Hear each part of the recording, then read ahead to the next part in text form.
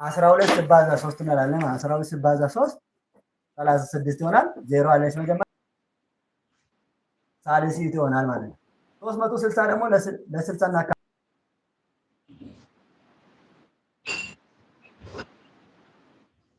ይሆናል ማለት ነው። 6 ካሌት ማለት ነው። ባለፈው በክላስ የተማራችሁ አንድ አመት ማለት 365 ቀን 15 ኬክሮስ ከ6 ካሌት ያልነው ከዚህ የተመጣ ነው ማለት ነው። ከዚህ የተገኘ ነው። ስለዚህ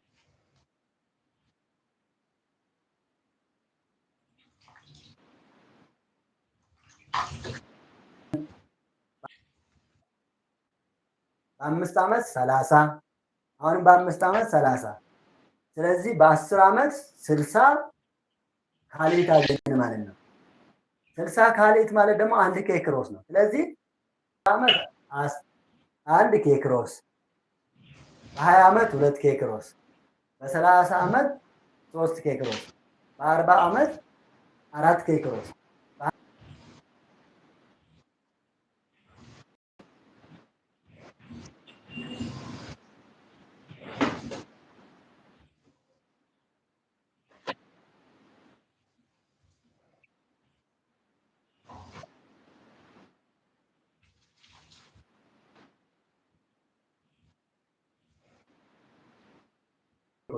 በ450 ኬክሮስ በ600 አገኘን ማለት ነው። በ660 ኬክሮስ ማለት ደግሞ ምን ማለት ነው? 60 ኬክሮስ ማለት 1 ቀን ስለሆነ ወይም 24 ቀን ስለሆነ ማለት ነው። ስለዚህ በ600 ዓመት አንድ ጊዜ ማለት ነው 7 ይሆናል። የዛሬ ትምህርታችን ይሄን ይመስላል። በዚህን ጊዜ በ600 ዓመት አቀድ የሚባል ኮከብ ይወጣል ይላል። እንዲሁም የፀሐይ ግርዶሽ ይሆናል።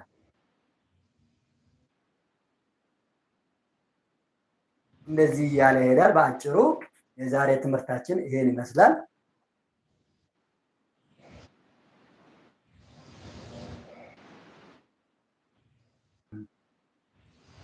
አንድ ቀን ወንጌላዊው ማን ነው? አሁን ክርስቶስ በዘመነ ዮሐንስ ተጸነሰ። በዘመነ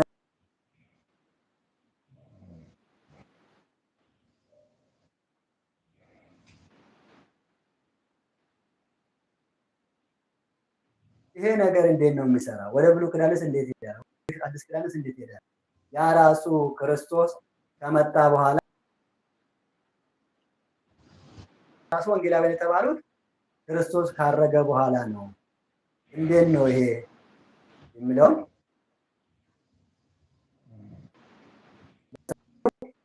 ቀጣይ ሳምንት በዚሁ 3 ሰዓት ላይ እንጂ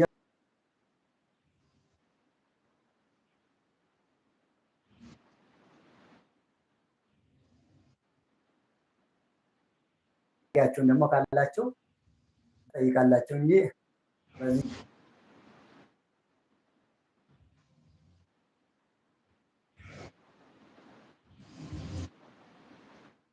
ችግር የሌለበት ቦታ ላይ መቀመጥ አለባችሁ። ምንም ጫጫታ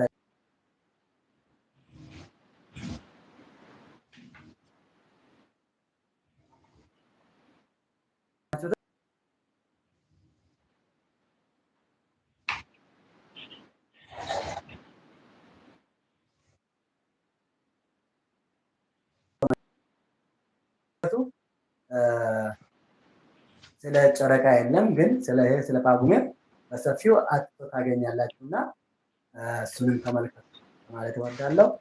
ስብሐት ለእግዚአብሔር ወለወላዲቱ ድንግል ወለመስቀሉ ያላችሁ ልትቀበላችሁ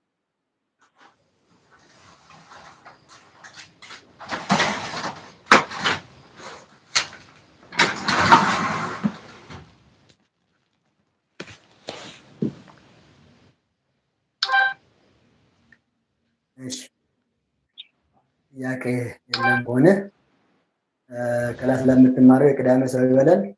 ኦንላይን የምትማሩ ደግሞ